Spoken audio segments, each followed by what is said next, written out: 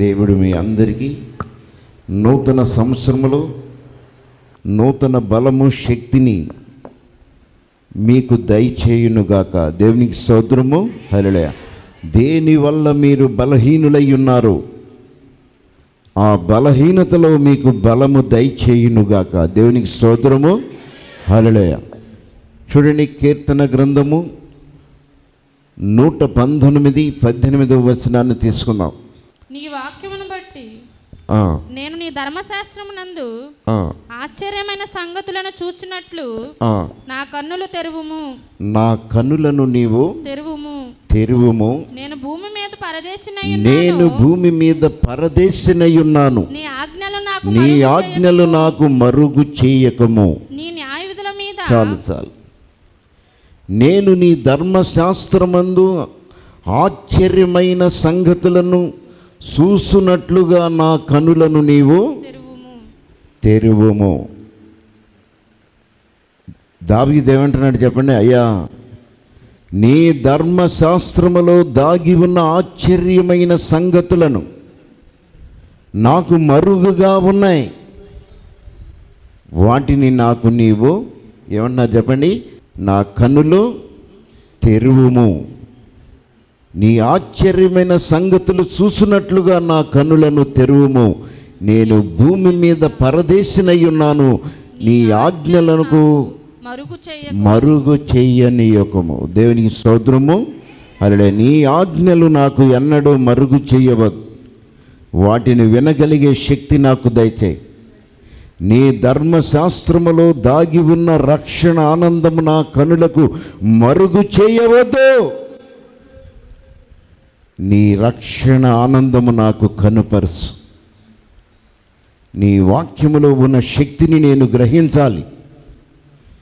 నేను పరదేశిగా ఉన్నాను, ఈ లోకములో జీవించుతున్నానని పేరు ఉన్నదే కానీ నేను పరదేశిని. శాశ్వతమైన వారు ఇక్కడ ఎవరు ఉన్నారా చెప్పండి? ఎవరు కూడా లేరు. మనం అందరము కూడా పరదేశులం.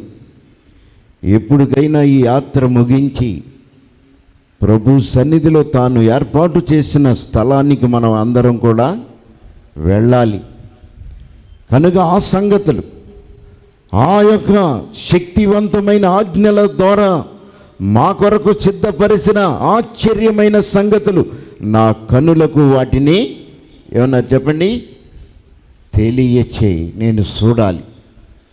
వాటి యందు నేను ఆసక్తి కలిగి ఉన్నాను అని ఆనాడు విశ్వసించిన వారు, దేవుని ధర్మశాస్త్రాన్ని ఎరిగిన వారు, ఆనాడు తూర్పు దేశములో ఉన్న జ్ఞానులు దేవుని ధర్మశాస్త్రములో ఉన్న శక్తిని కనుగొని వేల మైళ్ళు సముద్రాలు దాటి, కొండలు దాటి, లోయలలో సంచారము చేసి ధర్మశాస్త్రములో దాగి ఉన్న లోకరక్షకుడు సమస్త మానవ జాతిని కాపాడే రక్షకుణ్ణి కనుగొనాలని వారు ఏం చేశారు చెప్పండి? దేవుని ధర్మశాస్త్రములో ఉన్న లోకరక్షకుడు సమస్త మానవ జాతికి పాప విమోచకుడు ఈ లోకానికి రానయ్యున్నాడు. ఆయన నక్షత్రమును మేము చూసి ఉన్నాం. ఆయన నక్షత్రం, ఆయన ఉదయించిన నక్షత్రం ఈ లోకానికి ధర్మశాస్త్రములో రాయబడిన ప్రకారముగా లోకాన్ని కాపాడే లోకరక్షకుడు. ఆయనను మేము చూడాలి, కనులారా చూడాలి అని వారు ఎంతో వేల మైళ్ళు, కిలోమీటర్లు దూరాలను నడిచి, సముద్రాలు దాటి, లోయలు దాటి, పర్వతాలను ఎక్కి ప్రభుని వారు దర్శించారు. దేవునికి స్తోత్రము. హల్లెలూయా. కనుకనే వారు ఏమై ఉన్నారు చెప్పండి? జ్ఞానులు. దేవుని ధర్మశాస్త్రములో ఉన్న శక్తిని చూడలేనివాడు గుడ్డివాడు. దేవుని ధర్మశాస్త్రములో ఉన్న శక్తిని కనుగొనినవాడు కనులు తెరవబడినవాడు. దేవునికి స్తోత్రము. హల్లెలూయా. కనుకనే ప్రభు ఏమంటున్నాడు చెప్పండి? ఈ ధర్మశాస్త్రం ద్వితీయోపదేశకాండం 31వ అధ్యాయము 24వ వాక్యములో అక్కడ ఏమంటున్నారు చూడండి. ఈ ధర్మశాస్త్ర వాక్యములు మోషే గ్రంథమందు మోషే ధర్మమందు శాంతముగా వ్రాయుట ముగించిన తర్వాత మోషే యెహోవా నిబంధన మందసమును మోయు లేవీయులను చూచి ఆజ్ఞాపించినదేమనగా, మీరు ఈ ధర్మశాస్త్ర గ్రంథమును తీసుకొని మీ దేవుడైన యెహోవా నిబంధన మీ దేవుడైన యెహోవా నిబంధన మందసము ప్రక్కనే ఉంచండి. అది అక్కడ అది మీ మీద సాక్షాత్తముగా ఉండును. మీ తిరుగుబాటును మీ మూర్ఖత్వమును నేను ఎరుగుదును. నేడు నేను ఇంకా నేను సజీవుడనై మీతో ఉండగానే ఇదిగో మీరు యెహోవా మీద ఎన్నోసార్లు తిరుగుబాటు చేసి ఉన్నారు. ఈ ధర్మశాస్త్ర వాక్యములు మోషే గ్రంథమందు శాంతముగా ఆయన రాయటము ముగించిన తర్వాత మోషేకు ఆయన ఆజ్ఞ ఇస్తున్నాడు. మోషే యెహోవా నిబంధన మందసం మోయు యాజకులు చూచి ఏమన్నా చెప్పండి, ఆ ఆజ్ఞలన్నీ చెప్పండి. మోషే యెహోవా నిబంధన మందసమును మోయు లేవీయులను చూచి ఆజ్ఞాపించినదేమనగా, మీరు ఈ ధర్మశాస్త్ర గ్రంథమును మీరు తీసుకొని మీ దేవుడైన యెహోవా నిబంధన మందసము ప్రక్కనే ఈ గ్రంథము ఉంచండి. ఈ గ్రంథము మీతో మాట్లాడుతుంది, మీకు జీవమును అనుగ్రహిస్తుంది. మీ తిరుగుబాటు, మీలో బలహీనమైన తలంపులు ఎరిగిన దేవుడు ఈ ధర్మశాస్త్రము ద్వారా, ఆయన ఉపదేశము ద్వారా ఆయన మీతో మాట్లాడతాడు. కనుక ఈ ధర్మశాస్త్రము మోషే తన సాత్వికమైన మనసుతో దేవుని ధర్మశాస్త్రాన్ని రాయటం ముగించిన తరువాత దేవుడు అంటున్నాడు, మోషే ఈ గ్రంథాన్ని నా మందసము ప్రక్కనే దానిని మీరు ఉంచండి. ఈ గ్రంథములో రాయబడిన ఏ మాటైనా, ఎందుకంటే వారు అలక్ష్యము చేయకుండా ఈ గ్రంథములో ఉన్నది ఉన్నట్లుగా వారికి బోధించి, ఆ గ్రంథములో ఏ రీతిగా దీవెనలు ఉన్నాయో, ఏ రీతిగా మేళ్ళు ఉన్నాయో, ఏ రీతిగా ఆశీర్వాదాలు ఉన్నాయో, ఏ రీతిగా శ్రమలు ఉన్నాయో వారికి తెలియచేయాలి. కనుక ఇది నీకు అప్పగించిన బాధ్యత. దేవునికి స్తోత్రము. హల్లెలూయా. చూడండి, ద్వితీయోపదేశకాండం 15వ అధ్యాయము 5వ వచనాన్ని చూడండి. కావున నేడు నేను మీకు నేను ఆజ్ఞాపించుచున్నా ఈ ఆజ్ఞలన్నిటినీ మీరు అనుసరించి నడుచుకునినప్పుడు మీ దేవుడైన యెహోవా మాటను మీరు జాగ్రత్తగా వినిన ఎడల మీలో బీదలు ఉండరు. ఏలయనగా మీ దేవుడైన యెహోవా మీతో చెప్పి ఉన్నట్లు నిన్ను ఆశీర్వదించును. కనుక నీవు అనేక జనములకు అప్పు ఇచ్చెదవే కానీ అప్పు చేయవు. అనేక జనులకు నువ్వు ఏలుదువే కానీ వారు నిన్ను ఏలరు. దేవునికి స్తోత్రము. హల్లెలూయా. కావున నేడు నేను నీకు ఆజ్ఞాపించుతున్న ఈ ఆజ్ఞలన్నిటినీ అనుసరించి నడుచుకుని ఎడల నీ దేవుడైన యెహోవా మాటను శ్రద్ధగా మీరు వినిన ఎడల మీలో బేదరకమనేది ఉండనే, దరిద్రము ఉండనే ఉండదు. ఈ ధర్మశాస్త్ర గ్రంథము ఎక్కడుండాలి చెప్పండి? దేవుని యొక్క నిబంధన మందసము దగ్గర ప్రక్కనే ఉండాలి. అది ఎప్పుడు మీకు ఆజ్ఞలు తెలియచేస్తూనే ఉండాలి. ఈ ఆజ్ఞల యందు మీరు లక్ష్యముంచిన ఎడల, ఈ ఆజ్ఞల యందు మీరు ఆశ్చర్యమైన సంగతులు మీరు కనుగొనిన ఎడల, దేవుడు ఏమంటున్నారు చెప్పండి, మీలో బీదలు దరిద్రులు ఉండరు. దేవునికి స్తోత్రము. అలా మీరు దరిద్రులుగా ఉండటానికి కాదు దేవుడు మీకు ఇచ్చిన ధర్మశాస్త్రం. ఆ ధర్మశాస్త్రాన్ని మరిచిపోయి ఉన్నారు కనుక దేవుడు దానిని మరలా నెరవేర్చటానికి ప్రభువే రావాల్సి వచ్చింది. దేవునికి స్తోత్రము. అలా ఆయన ఎందుకు వచ్చాడు అంటే దానిని సంపూర్తిగా మీరు నెరవేర్చలేకపోతున్నారు. ఆ ధర్మశాస్త్రములో రాయబడిన ఆజ్ఞలన్నిటినీ శక్తిని పొందుకుని వాటి ప్రకారముగా పాపమును మీరు జయించలేకపోతున్నారు. కనుకనే మన ప్రభు ఈ లోకానికి రావలసి వచ్చింది. దరిద్రులుగాను మరి దేవుని సన్నిధికి రావటానికి కూడా అర్హత లేని శాపగ్రస్తులుగా మారిపోయిన వారందరినీ కూడా తన సన్నిధికి చేర్చుకోవటానికి ఆయన ఈ లోకములో ఏం చేశాడు చెప్పండి, తన ధర్మశాస్త్ర నిబంధనలను మనకు తెలియచేశాడు. దేవునికి స్తోత్రము. అలా కనుకనే ఆయన ఈ లోకానికి ఎలా వచ్చాడు చెప్పండి, దేవుని లేఖన ప్రకారముగా రాజుగా ఈ లోకానికి వచ్చాడు. దేవునికి స్తోత్రము.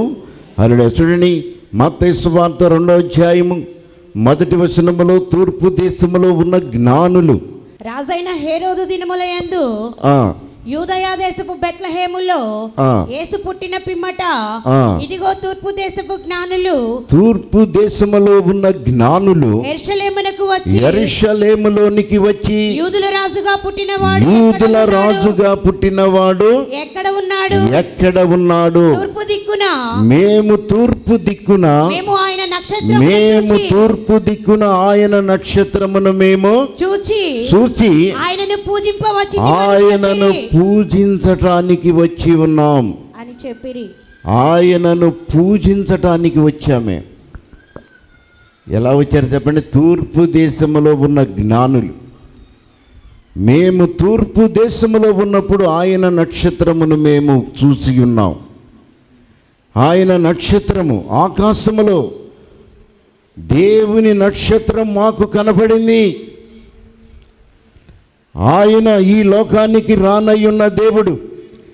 ఆయన లేఖనముల ప్రకారముగా ఈ లోకానికి వచ్చే సూచనలు తెలియచేస్తున్నాడు కనుక తన ప్రజల పాపము నుంచి విడిపించగలిగే శక్తివంతుడు ఈ లోకానికి వచ్చి ఉన్నాడు కనుక ఆయనను దర్శింప వచ్చితిమి. దేవునికి స్తోత్రము. హల్లెలూయా. మేము ఆయనను దర్శించడానికి వచ్చాం. ఆయన ఎక్కడున్నాడు అని అడిగినప్పుడు హేరోదు కలవరపడ్డాడు. హేరోదుకు దేవుని ధర్మశాస్త్రం తెలియదు. హేరోదు ఎందుకంటే ఈ లోకములో అనేక రకాలైన మరి మతాలు ఉన్నాయి. ఆయనదొక మతం. కానీ లోకరక్షకుడు ఈ లోకానికి వస్తాడా అనే విషయాన్ని ఆయనకి తెలియదు కనుక అక్కడున్న మరి మతములో అనేక రకాలైన మతస్థులు ఉన్నారు కనుక వారి గ్రంథాలను తెప్పించి అంటున్నాడు, ఇది నిజమేనా, ఒక్కసారి మీరు చూడండి అన్నప్పుడు చూడండి 5వ వచనం. అది అందుకు వారు యూదయా బెత్లెహేములోని ఏలయనగా యూదయా దేశపు బెత్లెహేమ నీవు యూదా జనములలో ఎంత మాత్రము కూడా నీవు అల్పము స్వల్పమైన దానవు కావు. ఇశ్రాయేలీలను నా ప్రజలను పరిపాలించే అధిపతి నీలో నుండి వస్తాడు అని రాయబడి ఉంది. దేవునికి స్తోత్రము. హల్లెలూయా. ఆ గ్రంథమును చదివినప్పుడు తమ తమ మతాలను బట్టి వారి యొక్క గ్రంథాలను తీసుకుని వచ్చినప్పుడు ఆ మతములలో రాయబడినట్లుగా ఇదిగో యూదయా దేశపు బెత్లెహేములో ఖచ్చితముగా యేసు పుడతాడు అని ఆయన గురించి రాయబడి ఉన్నది. నిజమే రాజా అన్నప్పుడు రాజు ఎంతగానో కలవరపడ్డాడు. వారు ఎక్కడ చూశారు చూడండి, సంఖ్యాకాండం 24వ అధ్యాయము. వారు లేఖనములు జ్ఞానులు చూసినప్పుడు 24వ అధ్యాయం 17వ వచనం చూడండి. ఆయనను చూస్తున్నాను కానీ ప్రస్తుతమునున్నట్టు కాదు, ప్రస్తుతముగా ఉన్నట్టుగా కాదు, చూచుచున్నాను గాని సమీపమునున్నట్టు కాదు. నక్షత్రము యాకోబులో ఉదయించును, రాజదండము ఇశ్రాయేలీలలో నుండి లెగుసును. ఇశ్రాయేలీల నుండి భూమి మీద పరిపాలన చేసి రాజు రానయ్యే ఉన్నాడు. ప్రస్తుతము అప్పుడు చూస్తున్నాడు ఒక ప్రవక్త, ఆయన ప్రవచనాలతో మాట్లాడుతున్నాడు. ఇదిగో నేను ప్రస్తుతం చూస్తున్నా, కానీ ఇక్కడ ఉన్నట్టు కాదు, దూరమునున్నాడు. ఆయన ఈ లోకానికి రానయ్యి ఉన్నాడు కనుక ప్రస్తుతము నేను ఇప్పుడు చూస్తున్న దేవుడు ఈ లోకానికి నక్షత్రము వలె ఈ భూమి మీద పరిపాలన చేసే దేవుడు. ఇశ్రాయేలీలందరికీ కూడా భూమి మీద సమస్త మానవ జాతిని కాపాడే రారాజుని నేను చూస్తున్నాను. ఆయన ఎక్కడున్నాడు చెప్పండి? దూరమున ఉన్నాడు. కనుక ఆయన నక్షత్రము యాకోబులో ఉదయించును, యాకోబులో నక్షత్రము ఉదయించును, రాజదండము ఇశ్రాయేలీలలో నుండి లెగుసును. అది మోయాబు ప్రాంతములన్నిటినీ కూడా కొట్టును. దేవునికి స్తోత్రము. హల్లెలూయా. మోయాబు ప్రాంతాలు అనగా దేవుని యొక్క బిడ్డలకు వ్యతిరేకముగా పోరాడే ప్రాంతాలన్నిటినీ కూడా ఆయన ఏం చేస్తాడు చెప్పండి? వాటిని కొడతాడు, వాటిని దండిస్తాడు. ఆయన రాజదండము వారి మీద ఉంటుంది, వారి మీద అధికారిగా రాజుగా రానై ఉన్నాడు. ఈ భూమి మీద ఉన్న సమస్త ప్రజలకు రాజయ్యే ఉన్నాడు. దేవునికి స్తోత్రము. ఏమంటున్నారు చెప్పండి? అక్కడ తూర్పు దేశంలో ఉన్న జ్ఞానులు మీరు ఎలా వచ్చారయ్యా, ఇది నిజమేనా అని హేరోదు అడుగుతున్నప్పుడు, మేము తూర్పు దేశంలో ఆయన నక్షత్రాన్ని చూసాం, ఆయన లేఖనాలను మేము పరిశీలన చేస్తున్నాం, ఈ లోకాన్ని కాపాడే లోకరక్షకుడు రానై ఉన్నాడు కనుక ఆయన లేఖన ప్రకారముగా ఈ లోకములో ఆయన యాకోబులో నక్షత్రముగా ఉదయించనయ్యి ఉన్నాడు. దేవునికి స్తోత్రము. హల్లెలూయా. కనుక ఆ దేశంలోనికి వచ్చి వారు తూర్పు దేశములో జ్ఞానులు వచ్చి ఆయన నక్షత్రాన్ని మేము చూసి ఉన్నాం కనుక మీ దేశంలో ఆ రాజు ఎక్కడ అని అడిగినప్పుడు రాజు ఎంతగానో కలవరపడ్డాడు. నాకు కుమారుడు పుట్టడం ఏంటి, నాకు కుమారుడు పుట్టడం ఏంటంటే కనుక ఆయనకు కుమారుడు పుడితే యువరాజు అవుతాడు, కానీ ఈయన భూమి మీద ఉన్న సమస్త రాజులకు రారాజుగా ఈ లోకానికి రాజుగా వస్తాడు అని ఆయన ఆదిలోనే మరి ఈ లోకములో యేసు ప్రభు పుట్టక మునిపే 700 సంవత్సరాల క్రితము ఆయన గురించి రాయబడి ఉన్నది. దేవునికి స్తోత్రము. అలా 700 సంవత్సరాల క్రితమే ఈ లోకాన్ని పరిపాలన చేసే రారాజు రానయ్యి ఉన్నాడు. ఈ భూమి మీద పుట్టిన రాజులైతే వారు యువరాజుగా పుట్టారు, వారు శక్తి కొలది యుద్ధాలు చేశారు, ఏవేవో చేశారు. ఆ తర్వాత వారు గొప్పవారుగా పేరు ప్రఖ్యాతులు పొందారు. కానీ ఈ రాజు పుట్టబోయే కాలాన్ని ఎరిగి సమస్తము కూడా ఆయన లేఖన ప్రకారముగా ఈ లోకానికి వచ్చి భూమి మీద నీతి న్యాయములను పరిపాలన చేసి రారాజు లోకానికి రానయ్యున్నాడు. దేవునికి స్తోత్రము. హల్లెలూయా. ఆయన రాజ్యము ఎన్నడూ అంతము కానేరదు. అలాంటి రాజు ఈ లోకానికి రానయ్యి ఉన్నాడు. దేవునికి స్తోత్రము. హల్లెలూయా. చూడండి, మీకా గ్రంథం 5వ అధ్యాయము 2వ వచనాన్ని చూసినప్పుడు చూడండి, బెత్లెహేము ఎఫ్రాతా యూదావారి కుటుంబములలో నీవు స్వల్ప గ్రామమైయున్నను నా కొరకు ఇశ్రాయేలీలను ఏలబోయేవాడు నీలో నుండి వస్తాడు. ఏమన్నారు చెప్పండి? అక్కడ ఏమన్నారు చెప్పండి, చదవండి. బెత్లెహేము బెత్లెహేము హెఫ్రాతా యూదా వారి కుటుంబములలో నీవు ఎంత స్వల్ప గ్రామమై ఉన్నను నా కొరకు ఈ భూమి మీద సమస్త ప్రజలను పరిపాలించేవాడు నీలో నుండి వస్తాడు. ఆయన రాజదండమును ఎవరిని కొడుతుంది చెప్పండి? దేవుని బిడ్డలు, దేవుని ఆరాధించే వారికి ఎవరినైతే శోధించి వారికి విరోధముగా ఉన్నారో ఆ మోయాబు ప్రాంతములు, ఆ ప్రాంతాలన్నిటికీ విరోధముగా దేవుని యొక్క దండము రానయ్యి ఉన్నది. దేవునికి స్తోత్రము, హల్లెలూయా. కనుక ఈ భూమి మీద పరిపాలన చేసే రారాజు 700 సంవత్సరాల క్రితం ఆయన పుట్టక మునిపే ఒక ప్రవక్త ద్వారా ఈ యొక్క ప్రవచనాన్ని మరి పలకటము జరిగింది. దేవునికి స్తోత్రము, హల్లెలూయా. ఆయన ఈ లోకానికి రాజుగా వస్తున్నాడు. ఈ లోక ప్రజలను పరిపాలించే దేవుడు. ఆయన రాజ్యము అంతము కానేరదు. ఆయన ఎలా వస్తాడు చెప్పండి? యెషయా గ్రంథము 7వ అధ్యాయము 14వ వచనం చూడండి. కాబట్టి ప్రభువు తానే ఒక సూచన మీకు చూపును, ఆలకించండి. కన్యక గర్భవతి అయి కుమారుణ్ణి కని ఆయనకు ఇమ్మానుయేలును పేరు పెట్టబడును. దేవునికి స్తోత్రము, హల్లెలూయా. అక్కడ ఏమంటున్నారు చెప్పండి? కాబట్టి ప్రభువు తానే ఒక సూచన మీకు చూపబోతున్నాడు. ఆలకించండి. ఆయన వచ్చేటప్పుడు ఒక సూచన మీకు కనపడుతుంది. ఆయన ఈ లోకములో ఉన్న సమస్త మనుషులు పుట్టినట్టుగా కాదు. ఆయన పుట్టబోయే జన్మ ఎలా ఉంటుందో చెప్పండి? ఒక కన్యక గర్భవతి అయి కుమారుణ్ణి కంటుంది. దేవునికి స్తోత్రము, హల్లెలూయా. కన్యక గర్భవతం ఏంటి? కన్యక గర్భవతి ఎలా అవుతుంది? ఈ సంగతి ఆశ్చర్యమే కదా అని ఆనాడు ఆ ప్రవచనాన్ని అనేకులు నమ్మి ఉంటారు, నమ్మలేదో తెలియదు.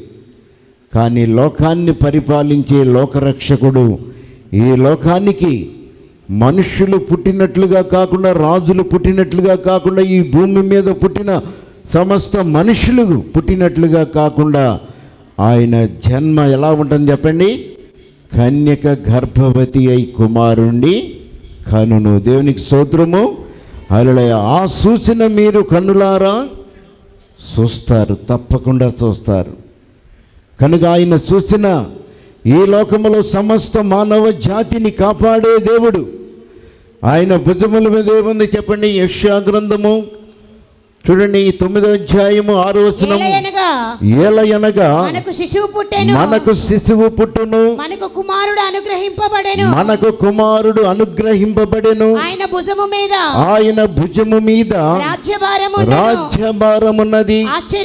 ఆశ్చర్యకరుడు, ఆలోచనకర్త, బలవంతుడైన దేవుడు, నిత్యుడగు తండ్రి, సమాధానకర్త అయిన అధిపతి అని అతనికి పేరు పెట్టబడును. ఇది మొదలుకొని మితము లేకుండా దానికి వృద్ధియు క్షేమము కలుగునట్లు సర్వకాలము సింహాసనమును రాజ్యమును నియమించును. న్యాయము వలన నీతి వలన రాజ్యములను స్థిరపరచుటకు సింహాసనాసీనుడై అతడు రాజ్య పరిపాలన చేయును. సైన్యములకు అధిపతియగు యెహోవా ఆసక్తి కలిగి దేవుడు దీనిని నెరవేర్చనయ్యి ఉన్నాడు. దేవునికి స్తోత్రము, హల్లెలూయా. ఇవన్నీ ప్రవచనాలు. ఆనాడు దేవుడు ఈ లోకానికి రాకక మునిపే 500 సంవత్సరాలు, 700 సంవత్సరాలు, అలాగే ఆయన ఈ లోకములో జన్మించక మునిపే ఆయన గురించి ప్రవచనాలు చెప్పబడి ఉన్నాయి. దేవునికి స్తోత్రము, హల్లెలూయా. దేవునికి స్తోత్రములు. అయ్యగారికి వందనాలు, అమ్మగారికి వందనాలు. ఇక్కడ కూడి ఉన్న సభ్యులందరికీ కూడా నా హృదయపూర్వక వందనాలండి. నా పేరు మాధురి. నేను ఈ చర్చ్కి వచ్చేసి 2014 జూన్ నెలలో వచ్చాను. అయితే ఈ చర్చ్కి వచ్చిన తర్వాత నాకు చాలా మేలు జరిగినాయండి. అయితే అసలు ముఖ్య విషయం ఏంటంటే నాకు గర్భఫలం ఇచ్చాడు దేవుడు లాస్ట్ ఇయర్ ఆగస్టు 28కి. అయితే దేవుడు ఇచ్చిన గర్భఫలాన్ని అయితే నేను ముందే యాక్సెప్ట్ చేయలేదు. నాకు అసలు అవసరం లేదు ఈ బిడ్డ అనుకుని కూడా చాలా ప్రయత్నాలు చేశానండి. చేసి నాకు వద్దు ఈ బిడ్డ అవసరం లేదు, నాకు ఇది దేవుని సన్నిధిలో కూడా చాలా మొరపెట్టేదాన్ని. నాకు ఈ గర్భఫలం వద్దయ్యా, నాకు ఈ స్థితిలో అవసరం లేదు, నాకున్న ఒక బిడ్డను పంచుకుంటా చాలా అనుకునేదాన్ని నేను. మా వారు కూడా సరిగ్గా పట్టించుకోలేని స్థితి కూడా లేని స్థితి నాది. అయితే అనుకున్నాను ఇక నా 5 నెలలు వచ్చేంత వరకు కూడా ఆయన నన్ను పట్టించుకోలేదండి. పట్టించుకుపోయి చాలా రోధించాను ఆయనను. రోధించిన తర్వాత మందిరంలో వాగ్దానం చేసుకుంటున్నాను, ప్రభు ఈ గర్భఫలం నాకు వద్దు, నేను రేపు వెళ్ళి ఆపరేషన్ చేంజ్ చేసుకుంటాను, నాకు సహాయం చేయమని అడిగాను. అడిగితే ఆ రోజు ఆదివారం అయ్యగారు అన్నారు, అమ్మ నీకు ఇచ్చే గర్భఫలం దేవుడు ఇచ్చిన గర్భఫలము, వచ్చే బిడ్డ నీ సన్నిధిలో వాడబడతాడమ్మా పాత్రగా, నువ్వేమీ చేసుకోవద్దు, నువ్వు వెళ్ళి హాస్పిటల్గా చెక్ చేయించుకోమని చెప్పారు.